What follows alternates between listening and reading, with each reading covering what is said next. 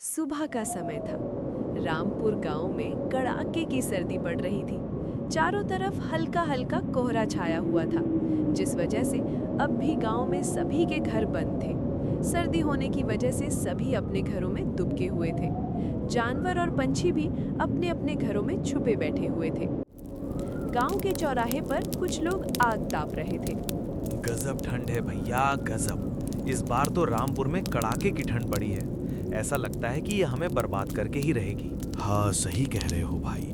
खेतों में फसल नहीं हो रही, काम धंधा सब चौपट हो गया है। इसी के साथ ठंड तो दिन पर दिन बढ़ती जा रही है। अरे और लकड़ी लगाओ भाई, आग बहुत कम जल रही है। हाँ भैया, समझ नहीं आ रहा कि और कितनी ठंड पड़ेगी, क्योंकि अगर इससे ज्यादा पड़ी फिर तो हम लोगों का गुजारा होना मुश्किल हो जाएगा। अरे हड्डियों में ठंड लग रही है अब तो।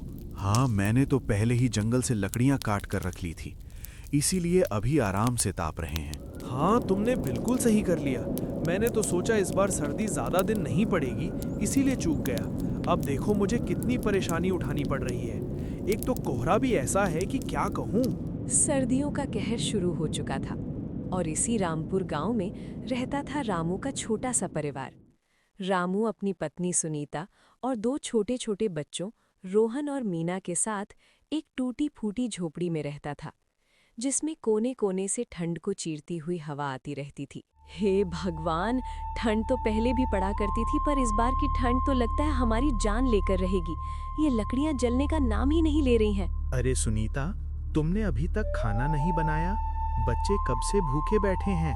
जी, आग जले तो कुछ पकाऊंगी ना। ये लकड़ियां जलने का नाम ही नहीं ले रही हैं। चलो कोई नहीं, मैं तुम्हारी मदद करता हूँ। रामू और सुनीता खाना बनाने लगते हैं और बिस्तर पर बैठे रोहन और मीना एक फटे हुए कंबल में खुद को छुपाने की कोशिश कर रहे होते हैं। रोहन, मेरे हाथ बर्फ जैसे ठंडे हो रखे हैं, आखिर ये ठंड कब जाएगी? पता नहीं मीना, मैं भी बस जल्दी से ठंड के जाने का इंतजार कर रहा हूँ।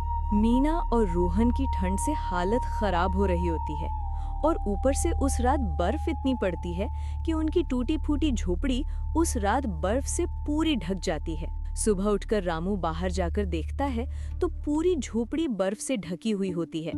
रामू वापस अंदर आता है। सुनीता, पूरा घर बर्फ से ढक गया है, इसलिए अंदर से घर बर्फ जैसा ठंडा हो रखा है। मीना की तबीयत भी इतनी खराब हो गई है, आज हमें कुछ तो इंतजाम करना ही पड़ेगा। ठीक है, मैं फिलहाल जंगल जाकर लकड़ियां लेकर आता हूँ, उसे जलाकर थोड़ी गर्माहट तो मिलेगी। मैं जंगल की तरफ जा रहा हूँ लकड़ियां लेने। रामू घर से बाहर निकलता है, तभी उसका पड़ोसी श्याम मिल जाता है। अरे रामू, कहाँ जा रहे हो सुबह सुबह? घर की लकड़ियाँ खत्म हो गई हैं और ठंड भी तो बहुत ही बढ़ती जा रही है। ज्यादा लकड़ियाँ जलाने की वजह से लकड़ियाँ जल्द ही खत्म हो गईं। हाँ भैया, लकड़ियाँ तो मेरे घर पर भी खत्म हो गई हैं। मैं भी चलता हूँ तुम्हारे साथ, लकड़ियाँ तो मुझे भी लानी है। ठीक है भैया, चलो चलते हैं साथ में। उसके बाद रामू जंगल की ओर लकड़ियां काटने चल देता है।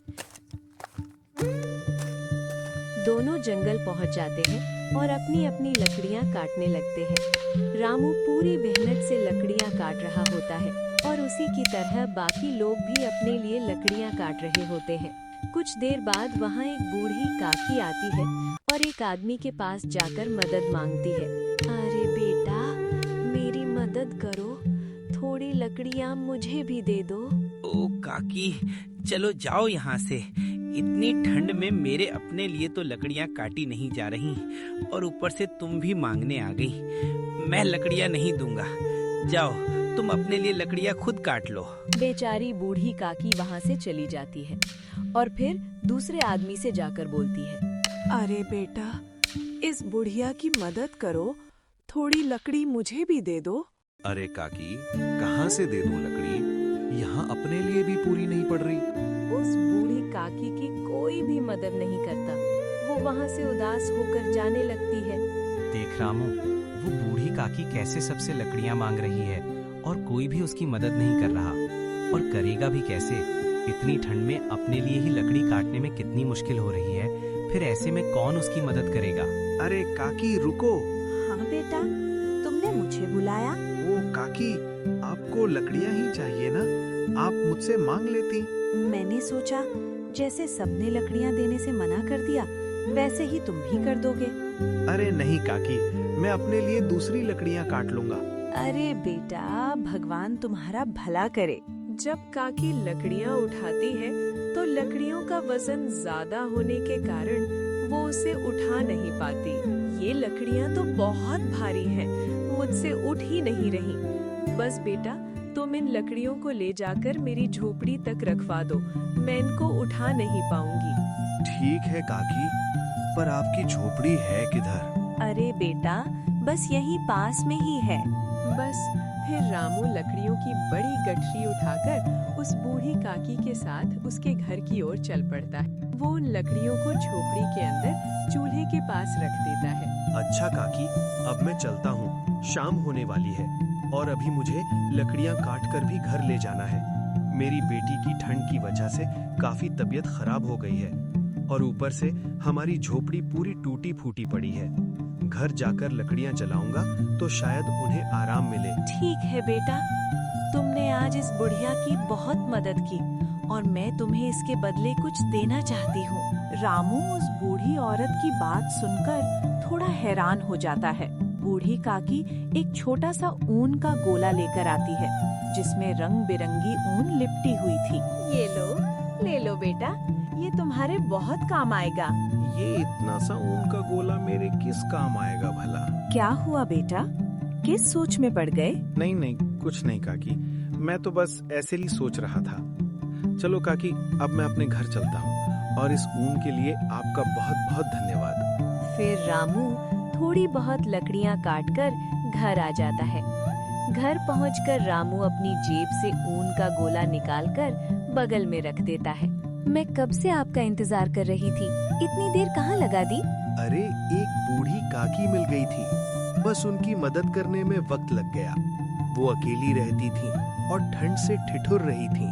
ये तो आपने ठीक किया। चलो अब मैं जल्दी से लकड़ियाँ जला देती हूँ, इनसे थोड़ी गर्माहट तो होगी। अरे ये क्या है?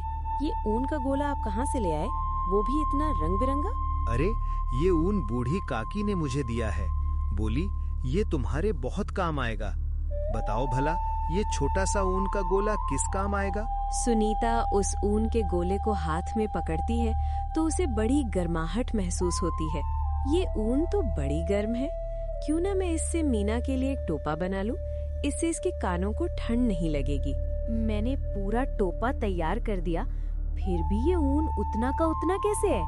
खैर, पहले मैं ये टोपा मीना को पहना दूं। सुनीता जल्दी से टोपा मीना को पहनाती है, जिसे पहनते ही मीना के शरीर में इतनी गर्मी आ जाती है कि वो थोड़ी ही देर में ठीक हो जाती है। माँ, ये टोपा तो एकदम जादुई है।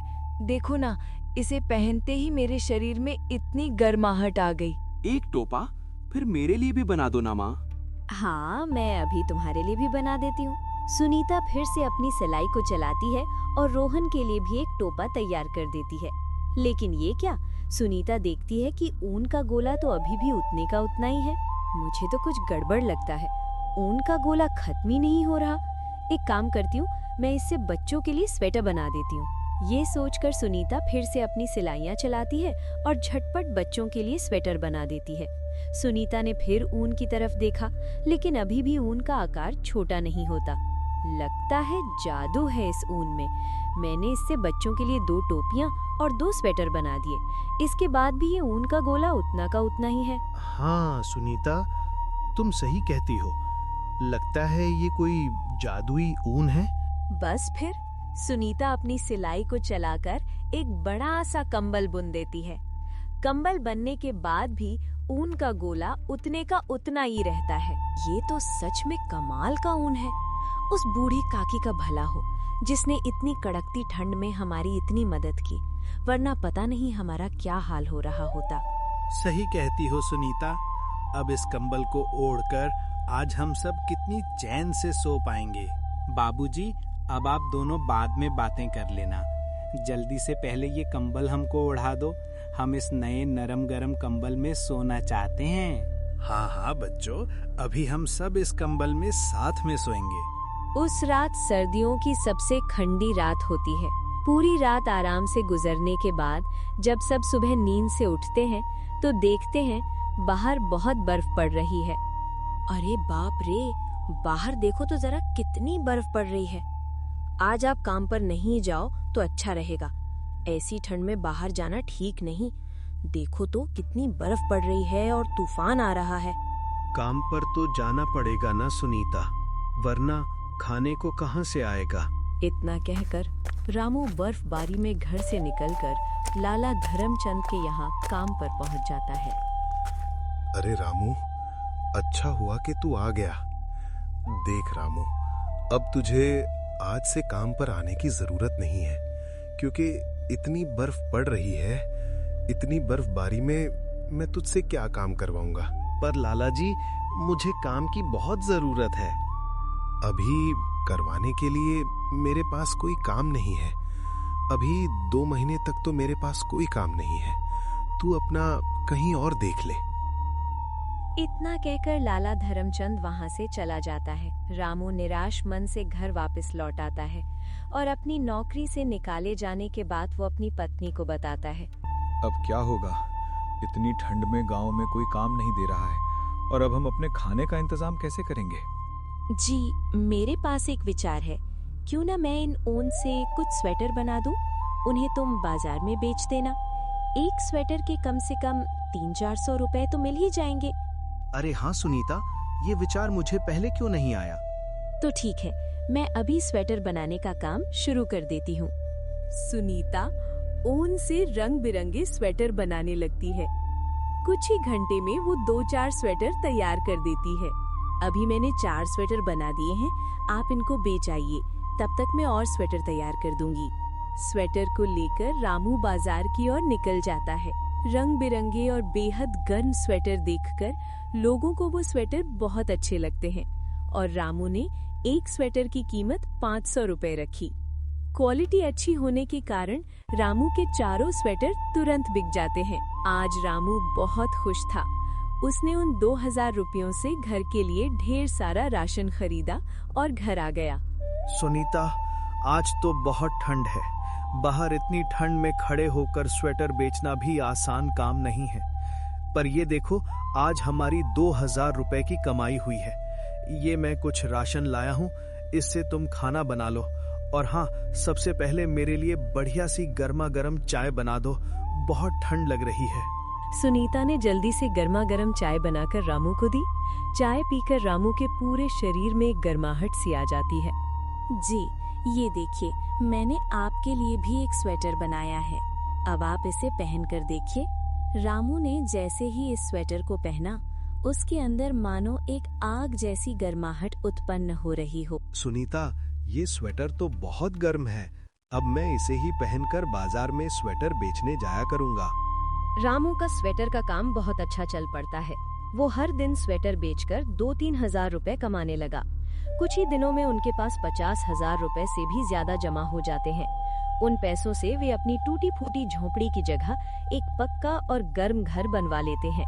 अब उनका परिवार सर्दियों का मौसम गर्म स्वेटर पहनकर और गर्मा गर्म चाय की चुस्कियां लेकर हंसी खुशी बिताता है।